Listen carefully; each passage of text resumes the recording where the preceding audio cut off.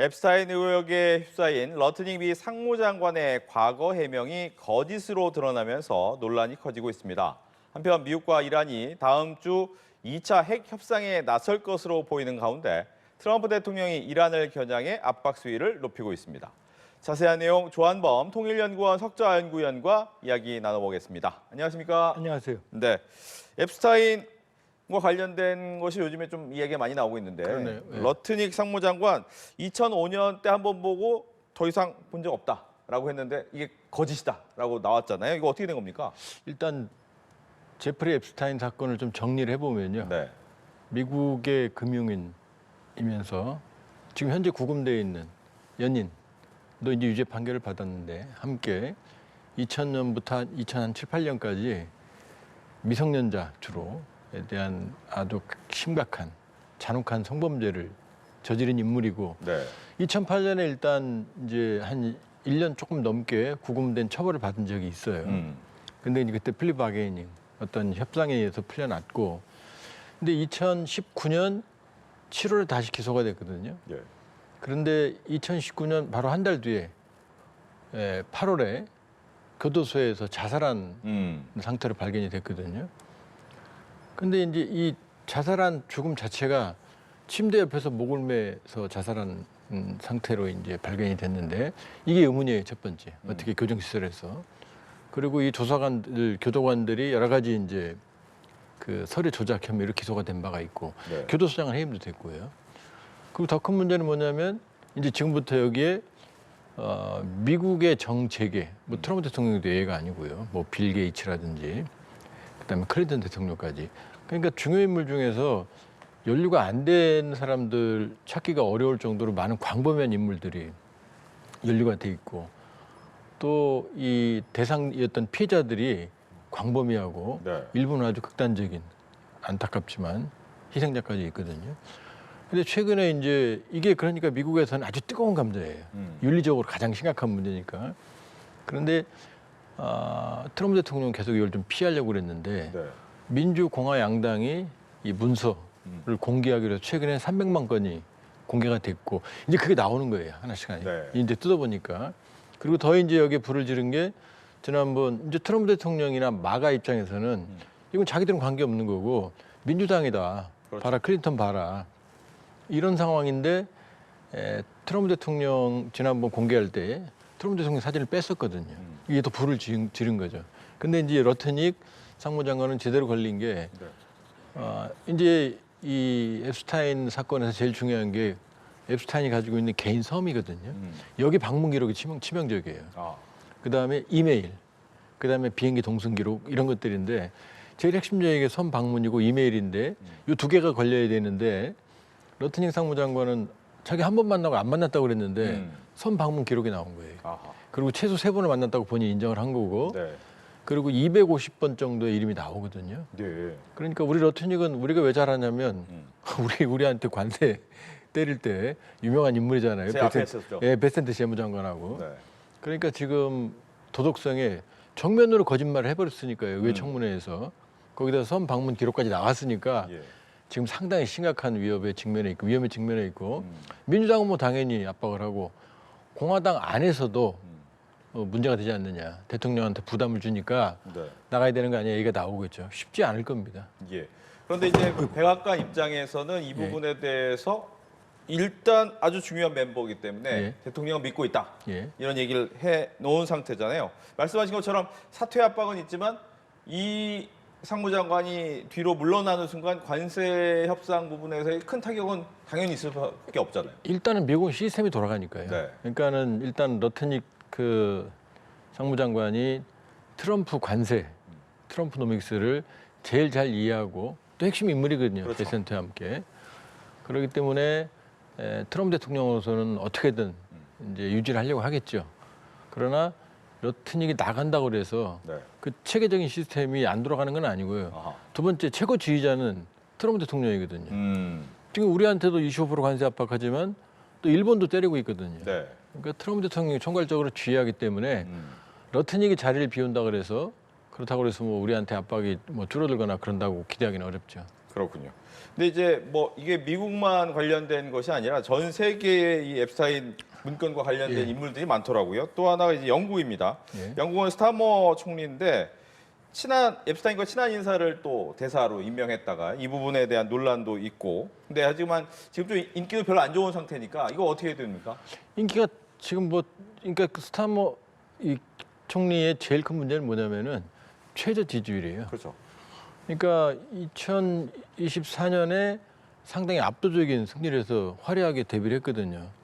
그러니까 2029년까지는 그 조기 총선이나 이런 걸 권한을 자기가 갖고 있거든요. 네. 그러니까 버티면 있을 수 있어요. 음. 근데 이제 당내 안에서 예를 들어 도전자들이 세력을 규합해서 나가라 그러면 어쩔 수 없거든요. 근데 지금 바로 앱스타인 파일 때문에 결정타가 뭐냐면 네. 주민대사를 이 앱스타인과 관련이 있는 인물을 임명했는데 여기까지는 괜찮은데 그 사실을 사전에 인지하고 있었다는 거예요. 그러니까 사전에 인지하고 있었음에도 불구하고 이제 그 임명을 했으니까 이게 빌미가 됐는데 근데 그렇다고 해서 노동당 안에서 스타머 총리를 대체할 수 있는 강력한 인물이나 또 상당한 세력을 규합을 해야만 도전할 수 있는데 지금 그런 상황으로 가다가 네. 이제 노동당 안에서 이제 조금 상황을 정리하는 안정화하는 그런 흐름이 나오는 거죠. 그러니까 일단은 위기는 넘겼지만 워낙 지지율이 낮으니까. 네. 그리고 그 낮은 이유는 뭐냐면 경제거든요. 영국 경제가 안 좋거든요. 그러니까 좀 두고 봐야 되는데 일단 고비는 넘겼다고 봐야죠. 알겠습니다. 또 이제 왕실, 또 영국 왕실도 그렇지만 스웨덴에서는 소피아 왕자비의 이름이 이 문건에 또 나왔습니다. 그런데 20년 전 모델 할 때 만났다. 딱 2번 만났고 그 이후엔 없다라고 얘기를 했는데 이것도 또 논란이 되겠죠? 그렇죠. 왜냐하면 지금 이제 평민 출신 왕비로 네. 유명한 신데렐라였죠. 분인데, 예. 그리고 이제 자녀도 3명이나 두고 그런데 이제 역시 앱스타인과 이름만 걸리면 네. 도덕성이 치명적인 거죠. 음. 이미 영국 앤드루 왕자 찰스 국왕의 동생도 연루가 돼 있고 그다음에 덴마크 왕실도 엮여 있고 그러니까 앱스타인이라고 하는 인물이 아직도 많은 부분이 베일에 가려져 있어요. 그러니까 전 세계의 사교계, 그러니까 자기 개인 사무를 차려놓고 전 세계 남녀를 가리지 않고 사교계 인사들과 연루가 돼 있는 거고 또는 아직도 이제 푸틴 이름도 나오거든요. 네. 푸틴 이름도 거의 한 2,000번 가량 나오거든요. 그러니까 일각에서는 이 KGB 그러니까 그 러시아의 FSB 네. 그 공안기구, 보안기구, 정보기구와 연루돼 있다라는 설까지 푸틴 앱스타인 직접 푸틴을 언급하는 이름까지 나오고 있거든요. 그러니까 지금 아직 300만 건이 전부가 아니에요. 네. 그러니까 또 있거든요. 그러니까 이 300만 건을 계속 분석을 하면 새로운 인물이 나올 수도 있고 300만 건 분석하는데 시간이 많이 걸릴 거 아니에요. 그러니까 계속 새로운 사실들이 이제 나올 가능성이 있는 거죠. 그러니까 유럽의 주요 황실 상당수도 이미 다 연루가 돼 있는 거죠. 근데 이제 궁금한 거는 결과적으로 트럼프 입장에서는 지난 대선할 때 난 상관없으니까 당연히 오픈하겠다라고 했는데 주저하다가 이름도 나오고 영상 사진도 지워진 게 있었잖아요. 근데 중간 선거 앞두고 이렇게 계속 나오는 게 좋지는 않잖아요. 좋지는 않죠. 그러니까 트럼프 대통령이 하는 말이 이거잖아요. 이제 그만하자. 이제 경제에 집중하자. 이거는 알다시피 민주당 문제다라고 얘기를 하고 있고 네. 현재 분위기는 그래요. 분위기는 그 트럼프와 마가 진영에서는. 근데 문제는 뭐냐면 아직도 그 의혹이 완전히 사라지지 않았거든요. 과연 트럼프 대통령이, 그러니까 트럼프 대통령이 지금까지 이번 300만 건도 현재까지는 이제 안도하는 게 새로운 건 안 나왔거든요. 그리고 본인은 자기 그 섬에 간 적이 없다고 말했거든요. 근데 로트닉은 그렇게 말이 나왔거든요, 지금. 그러니까 이게 만일에 트럼프 대통령이 정말로 당당하다면 네. 이걸 덮으려고 안 하죠. 그러니까 이번 300만 건 이 문서 공개 때도 트럼프 대통령 처음에 반대했어요. 그렇죠.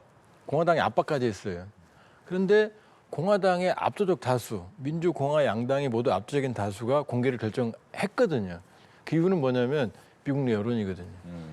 마가는 지금 어쨌든 이건 민주당 문제고 트럼프 대통령은 벗어나 있다라고 말을 하고 있지만 그러나 새로운 증거가 나온다 그러면은 이거는 그 어떤 것보다 더 휘발성이 큰 치명타가 될 수도 있어요. 그러니까 트럼프 대통령은 아직은 괜찮은데 지금 문건들이 계속 나오고 또 하나는 뭐냐면 미국의 행정부가 최근에 트럼프 행정부에서는 중립성을 많이 잃고 있거든요. 아하. 그러니까 법무부, 같은 경우도 지난번에 트럼프 대통령 사진 지웠다 다시 냈거든요. 네. 그러니까 신뢰를 잃고 있으니까 과연 남은 게 뭐냐.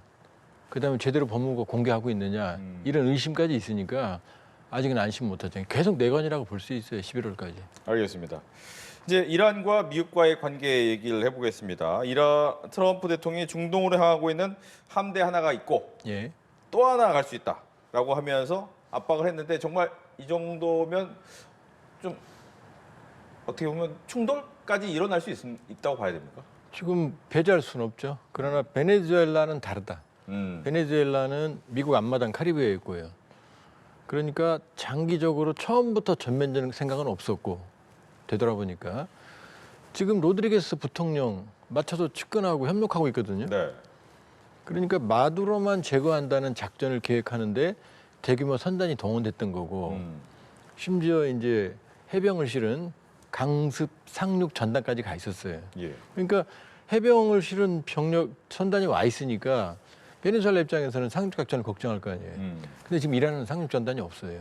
항공모함만 있습니다. 그러니까 하나가 더 간다고 해도 미국이 선택할 수 있는 거는 일단 이란이라는 거대한 베네수엘라 인구의 3배나 되고 베네수엘라는 비교가 안 되는 국방력을 가진 이란과 전면적인 지상전을 한다는 건 그건 정말 위험한 선택인 거고요. 네. 그 정도 병력을 실어날 수 있지도 않고 지금. 그럼 공습이거든요. 공습이니까 공습을 압박으로 지금 이란을 몰아넣고 있는데 네. 이란 입장에서는 여기서 만약에 밀리게 되면은 지난번 국민 시위도 있었는데 하메네이 정권으로서는 물러설 수 있는 또 퇴로가 없는 거거든요. 그러니까 더 항모 전단이 간다고 그러지만 지금 보면은 주변에서 압박을 하고 있고 한쪽은 좀 협상을 하고 있거든요. 네. 그러니까 현재로 봐서는 협상에 우선순위를 두고 있다. 그리고 지금 나오고 있는 강경한 군사적 행보는 현재까지는 압박용이다. 베네수엘라처럼 그렇게 쉬운 작전을 하기는 그렇게 녹록한 상황은 아니라고 볼 수 있어요. 네. 결과적으로 핵협상을 하겠다라는 부분인데 지금 우라늄 농축을 가지고 협상이 되겠습니까? 그러니까 지금 약간 의아스러운 게 뭐냐면 북핵 문제와 이란 핵 문제는 다른 게 네. 북한은 핵무기가 있어요. 50에서 100기 정도의 핵탄두가 있다고 추정이 되고 최대 200기까지. 그러나 50개 정도가 지금 추정이거든요. 이재명 대통령께서 얼마 전에 그런 얘기 했잖아요. 1년에 10개 내지 20개 만들 수 있는 능력이 있다고. 그러니까 핵무기도 있죠. 네. 그다음에 ICBM도 여러 번 발사했고 이 단거리 탄도미사일은 탑재수단 KN-24, 24, 25 다 있거든요. 그리고 핵물질, 즉 고농축 우라늄, 히로시마에 떨어졌던 리틀보이급, 그다음에 재처리, 우라늄 농축 연료를 사용하면 그 재처리하면 나오는 게 플루토늄이고 이게 나가사키 떨어졌던 펜맨이거든요. 플루토늄도 만들어낼 수 있고 고농축우라늄도 만들고 지금 돌리고 있어요 지금. 네. 근데 이란은 핵무기는 없고 핵실험도 안 했고 ICBM도 없어요. 그냥 농축만 하고 있거든요. 농축을 고농축 90% 이상을 순도를 확보해 이제 히로시마에 떨어진 고농축 우라늄 HU 탄이 되는데 네. 이란은 60%까지 했거든요. 그 북한에 비하면 사실은 세 발의 피 능력이죠. 근데 이 상황에서 지난해 5월에 12일 전쟁 그 직후에 미국이 폭격을 했잖아요. 이란과 이스라엘. 그때 분명히 트럼프 대통령이 핵 문제 끝났다고 그랬거든요. 나탄스, 포로도, 이스파한 세 군데 시설 모두 완전히 파괴했다고 그랬거든요. 그 이후로 핵 문제가 더 악화되질 않았거든요. 근데 지금 핵 문제를 얘기하는데 농축 권리를 완전히 제거해라. 근데 농축은 한다는 거예요, 이란은. 근데 더 많아졌어요. 뭐냐, 주변에 시아파 벨트에 대한 지원을 하지 마라. 또 하나 더가 뭐냐면은 미사일도 갖지 마라. 이건 기본적인 국방력을 없애라는 거. 이건 유엔 안보리 결의 이런 게 아니거든요. 네. 이란의 자유적 권리거든요. 그러니까 훨씬 더 핵 문제가 더 악화되지 않았는데 더 강력하게 이란을 압박을 하고 이란이 받아들이기 어려운 조건을 내세운다는 게 이번에 특징인 거고 네. 그렇다고 보면 과연 핵 문제겠느냐. 이제 이런 얘기가 나오는 거죠. 그러면 그렇죠. 결국 트럼프 대통령이 생각하는 건 에너지 패권이거든요. 세계 석유 원유 매장량 1위의 베네수엘라 이미 통제권에 지금 들어간 상태고 네. 이란은 3위거든요. 여기까지만 석유 패권만 장악하면 트럼프 대통령의 에너지 패권 전략이 완성이 되니까 네. 일단은 이스라엘이나 이런 이스라엘은 이제 핵 문제가 우선입니다. 그런 입장을 봐서 이란에 대한 핵을 압박을 하고 있지만 그러나 자세히 들여다보면 다른 목적도 있는 게 아니라는 게 평가들이죠. 네. 말씀하신 에너지, 즉 이란산 원유를 운송하는 그림자 선단을 납포하려고 했다 하지만 유가가 오를 수도 있고 문제가 더 생길 수 있어서 안 한다라고 하는 부분이 약간의 그런 뉘앙스를 가지고 있긴 하는 거죠. 베네수엘라는 일반적으로 당했잖아요. 네. 근데 이란은 또 카드가 있어요. 뭐냐면 이란이 호르무즈해협 이 병목을 지키고 있거든요. 근데 여기에 세계 원유의 25%가 지나다니는데 폭이 짧은 데는 40km거든요. 그럼 넓어 보이지만 유도선이 대형이잖아요. 그렇죠. 실제로 유도선이 다닐 수 있는 수심은 상행선, 하행선 3km, 3km밖에 안 돼요. 그러니까 유도선 한두 대만 한두 척만 침몰해도 막혀버리는 거죠. 그럼 유가는 폭등하고 우리 같은 경우는 절대적인 피해를 받게 되거든요. 그러니까 베네수엘라는 트럼프 대통령을 괴롭힐 수 있는 카드가 없었지만 네. 이란은 여차하면 자기들 체제 생존을 위해서 그 호르무즈 해협을 막아버릴 수도 있거든요. 석유를 건드려버리면. 그러니까 트럼프 대통령도 트럼프 매직이 아무데나 다 통하는 건 아니죠. 알겠습니다. 또 캐나다도 위협을 합니다. 트럼프 대통령이 이제 동맹이라는 게 별로 큰 의미가 없다라고 느껴지는 대목이긴 하는데 최근에 고디하우 국제대교 개통을 허용하지 않겠다. 이게 이제 미국과 캐나다를 잇는 다리인 거죠. 예. 지금 한 7조 원 들었더라고요. 아, 이 다리 만들. 예, 무슨 다리 만들 이렇게 네. 대규모 대형 다리인데 이 중에 4조 5천억 원 정도를 캐나다가 댔어요. 절반 이상이네요. 그렇죠. 그러니까 캐나다가 운행권의 상당 부분을 가지고 있죠. 그러니까 지금 명분은 지금 미국산 철강이 안 들어갔으니까 뭐 안 들어가면 어때요? 그걸 명분으로 지금 개통을 압박을 하고 있는데 이제 안 시켜주겠다는 거거든요. 근데 속셈은 보면 캐나다가 최근 중국과 가까워지고 있거든요. 이게 베네수엘라 때문이에요. 네. 베네수엘라가 중진류인데 베네수엘라가 석유 산업을 국유하면서 미국으로 한 중진류를 막아버렸거든요. 그랬더니 캐나다산 중진류를 수입했거든요. 그리고 베네수엘라산 중진류는 중국으로 갔거든요. 근데 이 베네수엘라 막아버리니까 중국으로 가던 중진류가 사라지고 그다음에 트럼프 대통령 입장에서 이제 쉬운 베네수엘라 중진류를 쓰면 되니까 네. 캐나다 거 안 사면 되잖아요. 그러니까 캐나다랑 중국이랑 이해관계 맞아 떨어진 거죠. 아하. 그거로 중진류 사가라 이런 협상을 하니까 이제 미국 트럼프 행정부는 중국을 압박하는 게 목표인데 둘이 압박을 피해서 지금 구멍을 만들으니까 지금 짜증이 난 거죠. 그러니까 갑자기 애꿎은 다리를 갖다가 그 다리를 개통해야지 개통 왜 안 합니까? 그러니까 핑계를 가지고 이제 캐나다를 압박을 하는 거고. 그러니까 캐나다 안에서도 지금 분위기가 과거에는 같은 나라라고 살 때 생각할 정도로 메이저리그도 같이 했는데 지금 중국과 미국에 대해서 가지는 감정이 캐나다는 거의 동일해요. 그 정도로 지금 악화되어 있는 상황이죠. 그러니까 지금 캐나다 총리도 일단 트럼프 대통령이 칼을 들면 협상을 해야 되지만 네. 그러면서 협상하겠다고 말했지만 그렇게 말했잖아요. 지금 미국에서 정상적인 거 아무것도 없다고. 그러니까 트럼프 대통령이 무리수를 쓰고 있는 거죠. 네. 끝으로 이 미국의 유명 앵커 모친을 납치한 것으로 추정이 되는 영상이 공개가 됐어요. 근데 이 몇 시간 뒤에 그 의심 인물이 또 네. 잡혔다라고 얘기를 하는데 이건 어떻게 된 겁니까? 한 10여일 전 사건이고요. 네. 미국 유명 앵커, 여성 앵커인데 이게 또 왜 그분이 유명하냐면 이 정치인들한테 독설, 직설적인 그러니까 트럼프 대통령도 당했어요. 지난 대선에. 그러니까 트럼프 대통령도 사실 이 사건에 지금 관심을 두고 있어요. 근데 이제 84세나 되는 그 노모를 납치해갖고 이게 지금 미국에서는 뜨거운 감자거든요. 네. 그동안 오리무중이었는데 마침 현관에서 용의자에 대한 이 영상이 잡혔고 그걸 토대로 이제 첫 번째 용의자를 잡은 거예요. 근데 이 사람이 실제 관련된 인물인지 아닌지 아직 모르고 네. 그 용의자 측에서는 아니라고 말하고 있고 또 FBI 측에서는 진전이 있다고 말하고 있거든요. 그러니까 미국에서 지금 가장 핫한 안타까운 사건이 진행이 되고 있는데 아직 현재까지는 낙관하기는 어렵고요. 지금 수사는 계속되고 있는 거죠. 알겠습니다. 이렇게 해서 조한범 통일연구원 석재연구위원과 이야기 나눠봤습니다. 오늘 얘기 잘 들었습니다.